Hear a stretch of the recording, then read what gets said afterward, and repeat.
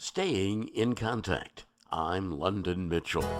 Listeners to this program know I'm a history buff. In fact, this year I'm serving as the president of the Toledo History Museum.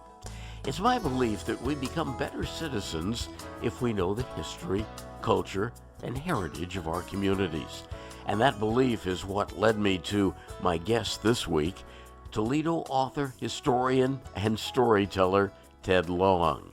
Ted's newest book dives into the year 1856, a turning point in the history of Toledo, when the city was growing fast, was full of ambition, and was focused on the future.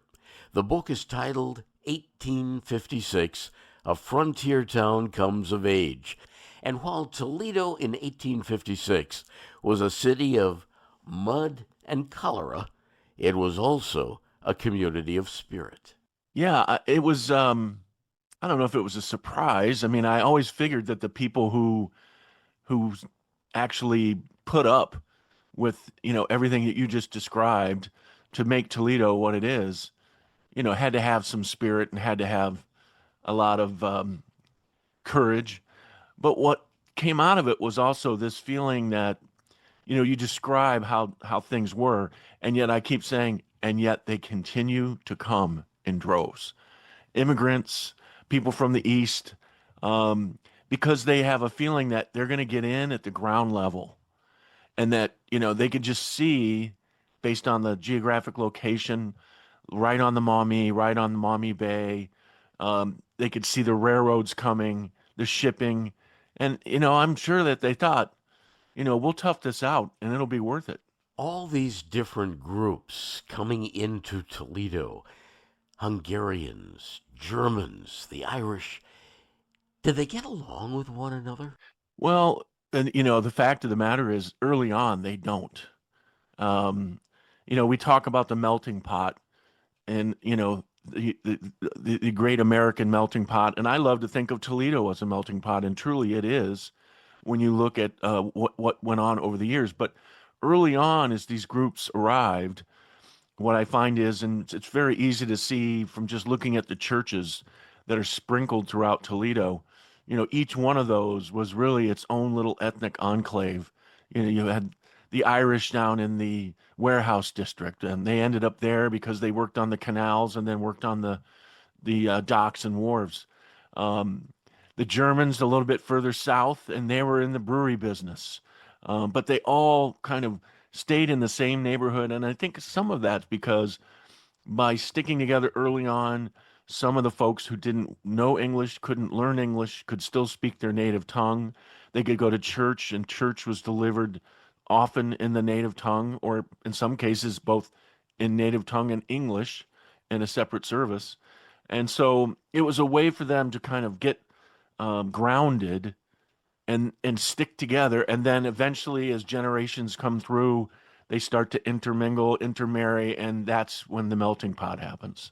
As you describe in the book, Ted, all these people converging on Toledo with a eye on the future. What do they see the city becoming? A big railhead, a big shipping center?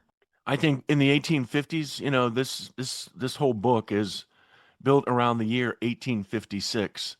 And I chose that year because I feel like that is the year that Toledo transitioned from, Frogtown, or, just a large village along the river, to something that's going to be a going concern of, an economic powerhouse.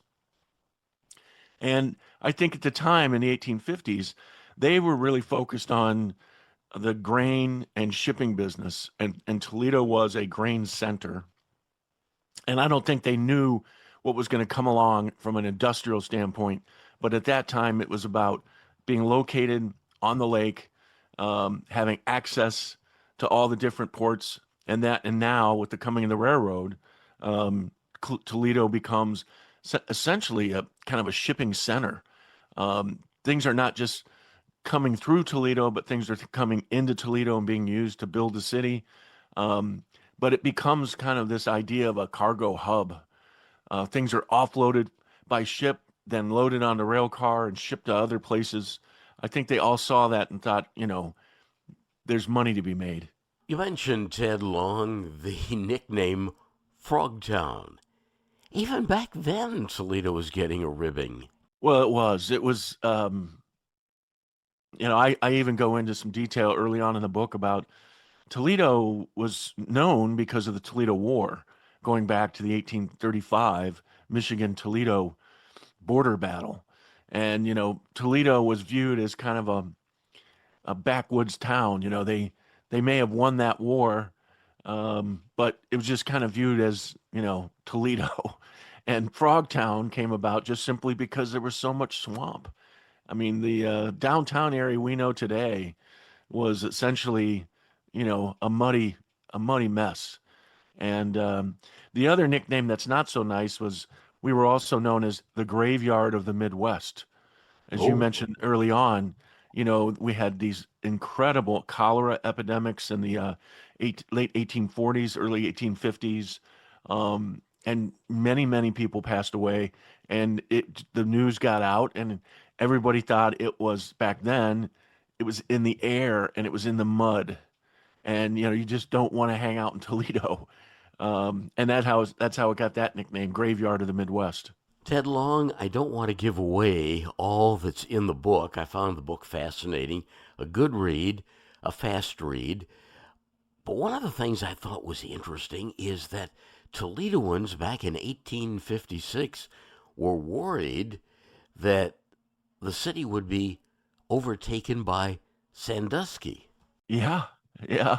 Hard to believe. Sandusky was a huge going concern in the 1850s.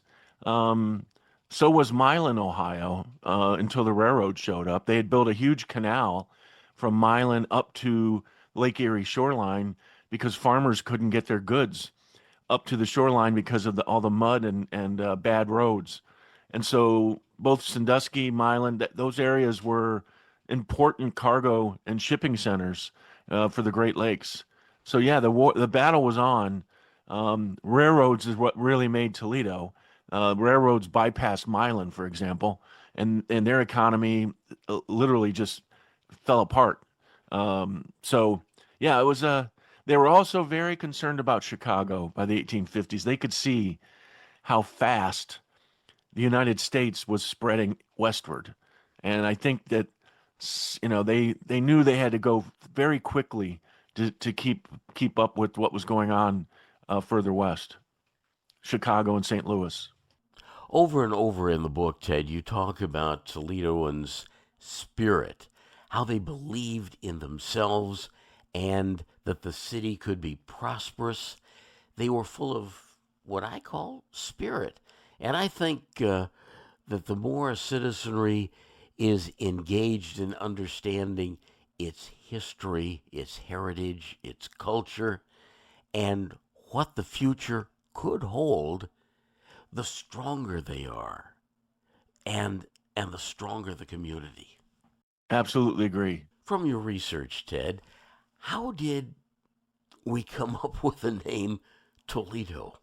From what I've read, when they realized that they were going to have to combine Vistula and Port Lawrence in order to win the contract for the canal terminus, they were throwing names around, and someone would throw a name, and someone would say, "Nah, there's already one of those in Pennsylvania," and someone throws another name out. I think there might be one of those in Michigan, and then somebody said Toledo.